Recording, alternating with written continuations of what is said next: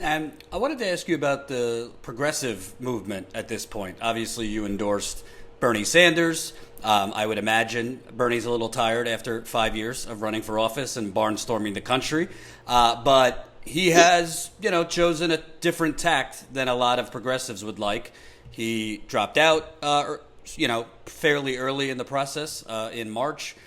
He is now kind of being very diplomatic with the Biden campaign, has done some joint live streams with him, is urging his voters to vote for him, and most importantly, has not really been utilizing his army, shall you say, his vast email list to lead the charge for things like a rent strike right now, which is a huge appetite for a moratorium on mortgages, those kind of things.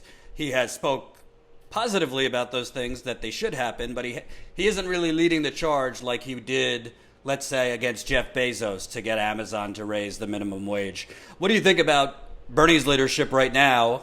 Should he be leading more? And what should the progressive movement do? Because if there was ever a time, Senator Gravel, for a general strike or a rent strike or something like that, it seems now would be the time.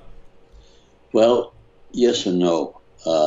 Keep in mind the police power is still in the hands of the elites. And so if you go ahead and start doing a lot of striking, it's going to harken back to the 30s and the 20s, where there was economic suppression of people wanting fundamental rights. And so I think what you'll do is you'll instill a lot of violence. And won't have the result that you want, because the elites will have the military, the elites will have the money to control society, and so many in the middle class will be pushed into poverty. And so I don't see that as a solution. With respect to Bernie, I think the only thing that he could do is what he has done, and that is to retreat into his senatorial position, where he can introduce legislation. Not only talk about these issues, but then turn around and write the legislation to bring many of these issues about. Now, whether that legislation will pass, he has no control over that, as we just saw in the campaign. He was surging ahead, and then all of a sudden, Claiborne anoints Joe Biden, and the entire Democratic constituency changes overnight without any campaign. Let me give you the example of Massachusetts. On Super Tuesday, Biden carried Massachusetts.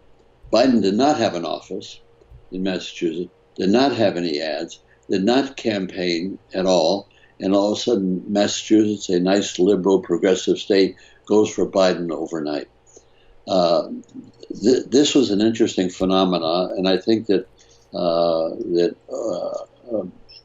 Bernie really saw the phenomena and lived it, and there's not much he can do about it. Now, he can exhort his people on issues and support downstream people like Ocasio, but that's about all he can do, and he can do that very well. Now, my hope is that he would then, and he is building an organization, transferring his organization from a campaign organization to an issue realizing organization. And so he's doing that. So he's doing the best he can with the tools that he has at his disposal.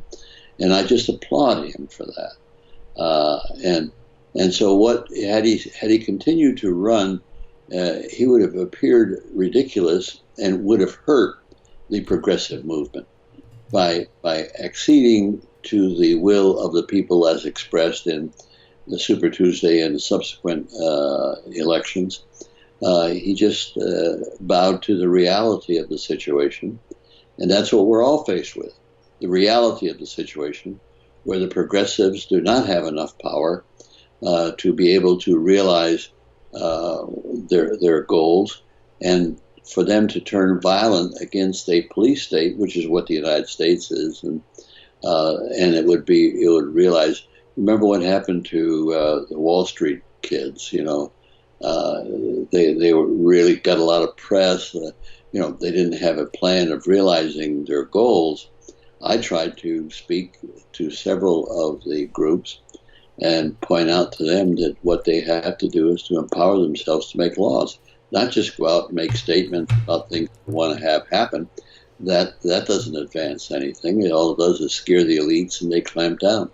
And as you saw in one day, worldwide, the military clamped down on all of these protesting kids in their various encampments, and they were just all wiped out, just like that. Let me ask you, because I would disagree, just in that when you look at France, for example, and their Yellow Vest movement, I'm not saying let's get violent. I believe in civil disobedience, but that organized striking pretty quickly got President Macron to the table for real things, real concessions to the workers. I think the only difference between us and a European country like that is people are deathly afraid in America to strike or do any form of long-term protest because they'll lose their health care, where that's part of citizenship in Europe. But over 30 million people are losing their health care, and there's going to be probably tens of millions more,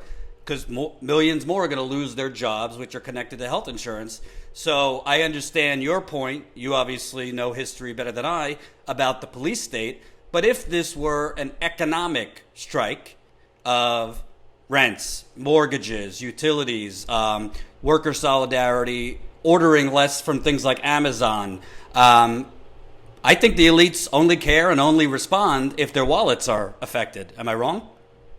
No, but you're not right either, because the elites, just look at the history. They've always enriched themselves. And I'm not talking about just the last 30, 40, 50 years. I'm talking about since the creation of our government. It was always in control of elites. That's what the Constitution is about. It was written by elites for elites. And the people were kept out of the process because the people threatened the property of elites, which was, of course, slaves in many regards. And so no, I am not as optimistic that, and France has got a history of taking to the streets. This is not a unique situation with Macron.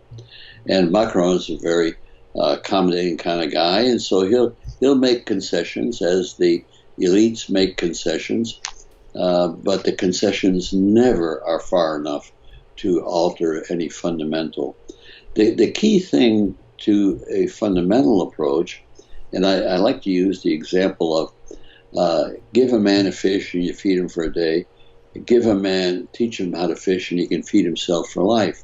Well, it's the same thing with lawmaking.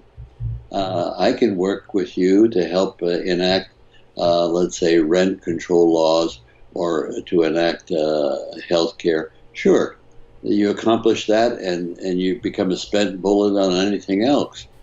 But better still, I can work to make you a lawmaker. And then you can do all the things that you want with your ability to make laws. But that's not what exists today. What exists today is the progressive movement and any reform movements operates within the context of representative government. And in all of these instances, there's no effort to reform representative government. Well, we want to pass issues. We want to pass this, pass that. But there's no fundamental reform of representative government. There's nothing that threatens the monopoly of the elites to control Congress and control our society and instill militarism. Nothing like that is offered. And so that's the reason why in my book, The Failure of Representative Government, because nobody addresses the failure. We just hit issues that we care about and are good. I'm not minimizing the need to correct those issues, but I'll tell you, you get a lot more correction if the people are able to make laws. And what would that process look like? I know it's in your book. How would the people supersede Congress to make the laws? Well, first off, they don't supersede Congress. They do in this regard that When the people become lawmakers, they become the sovereigns, they're the senior partners of the operation. And so representative government will continue to make laws, and the people will make laws independent of representative government. And so what you have to do is to bring this about is to, one, create enough of an awareness of the American people that they have a desire to become lawmakers. Absent the desire, there's no way you can bring it about. So if we can, through a process of communication, create the desire for the people to want to be lawmakers, then we can initiate a national election on a voluntary basis, whereby the people would have the opportunity to vote for two pieces of legislation: a constitutional amendment to the Constitution, and a federal statute setting up the legislative powers, procedures, whereby the people can make laws in a deliberative fashion. And that's what I have in the book. I make the argument in 2 chapters about the Constitution and how we could do it. We could turn around and, let's see, yeah, my wife picked it up. No, she didn't. It's okay. So we need a process whereby the people can be able to vote to empower themselves. And that's outlined in a book, how we could do that and how it's constitutionally legal, because that's exactly how our government was created, which was in Article 7, which stated that when the conventions of 9 states ratify the Constitution, it becomes the law of those 9 states. Well, we do the same thing. We don't have to go to conventions. We can turn around and ask the people, do you want to become a lawmaker? And if a sufficient number say yes, it then becomes the law of the land. And the standard for sufficient numbers is the amount of people who voted in the last presidential election. When that majority votes for this package of a constitutional amendment and a statute, when they vote for that package, it becomes the law of the land.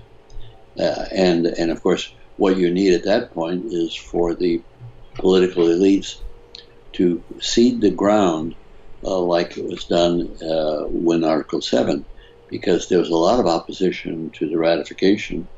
But once 9 states had done this, the opposition just backed away because they knew that the Confederation was falling apart.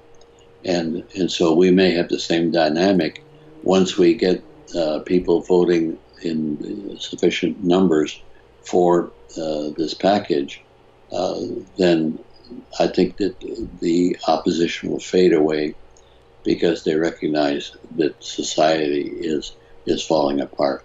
Now, when I say society is falling apart, unless there's a fundamental change in the structure of governance, which means bring the people in, unless that happens, there will be a violent period because the elites will have to oppress more and more the will of the people.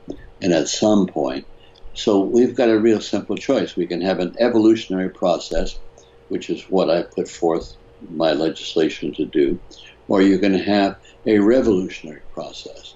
And and if the people's will is so abused in the future, then I think we will see a great deal of violence.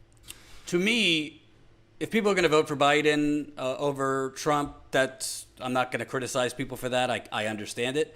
But I do disagree with him on this not being the urgent time for a general strike.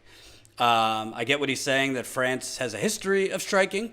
But I think that the United States, we have never had so many people not just suffering. Well, let me restate. We have had so many people suffering, but there are very few instances like what's coming where the United States has this level of suffering. And I think in general, human psychology, when people get to a point where they don't have anything to lose, that's where they kind of go for it. And what I mean by don't have anything to lose is right now the numbers say over 30 million people have been laid off, meaning they don't have health care. That number is going to go up, God knows how many more My guess is we're going to be looking at 40 to 50 million unemployed. That's not to mention the people that do have jobs still, but might have their hours cut back, benefits cut as employers say, we're being hurt, so we got to cut your hours. We have to cut your benefits. You have to pay more into your health care. All of that is coming. So I think that in the past, before this, where you couldn't get that coordinated, organized general strike type of thing because people didn't want to lose their jobs and it was just survival. A lot of people now don't even have that to fall back on. They're sitting at home without a job, without the chance of getting a job, a good job, to feed their families. So I disagree with him. And although I could understand why people, particularly in swing states, would vote for Biden, I'm not voting for Biden. I live in New York, and I'm just not voting for him. I'm not going to tell other people what to do. But I think he's wrong on the strike. I think now is the time for a strike, and I think if our progressive leaders like Bernie, AOC, Rashida Tlaib, Ilhan Omar, Ro Khanna, Tulsi Gabbard, Mark Pohan, Pramila Jayapal, if there was leadership and organizing the troops, obviously it's hard to have a strike if you can't physically get together. But the point of a strike is to hurt companies, CEOs, and the oligarchy in the wallet. That we can do. There are other alternatives to Amazon. There are other alternatives to these massive corporations that have bought off our government. There are supermarkets, local supermarkets. Not everybody has them near them. A lot of people live in food deserts, things like that. We get that. But for a lot of us, there are other options. There are other options than, between Amazon, between all these companies that have monopolies. I would say there are other options to Walmart. But putting aside Biden versus Trump, if not now, when? A pandemic that might lead to a Great Depression? If we're not going to strike then, whether it's Biden or Trump, I've said for a long time, it really is irrelevant whether it's Biden or Trump because they're not really making the decisions. Is Trump worse than Biden on a lot of things? 100%. But if Biden gets in, Biden's not making the decisions. It's the donors that are making the decisions. Trump talks tough. His donors are the reason, and corporations and the capitalist system is why he delayed on the first place on the pandemic. He didn't want to shut down the economy. He did so after he was forced to, basically. His corporate fat cat donors were urging him not to. And they've been huffing and puffing for weeks for him to peel back the guidelines and regulations so that we could open the economy. The only way you really put a stop to this is if the oligarchy, if the corporate CEOs, if the plutocrats feel that their power and their money is at threat. Yes, I get what he's saying about police power and this kind of thing, but, if we're not all coming together and we're talking about an economic strike from our homes, because we can't safely get together, are they sending the police door by door to make you buy Amazon? And I'm not trying to hurt the Amazon workers who this type of strike would hurt Amazon workers, but it's really to help all of us. And it's not just Amazon. The May Day strikes, you had Amazon, Walmart, Target, FedEx, Instacart, to name a few.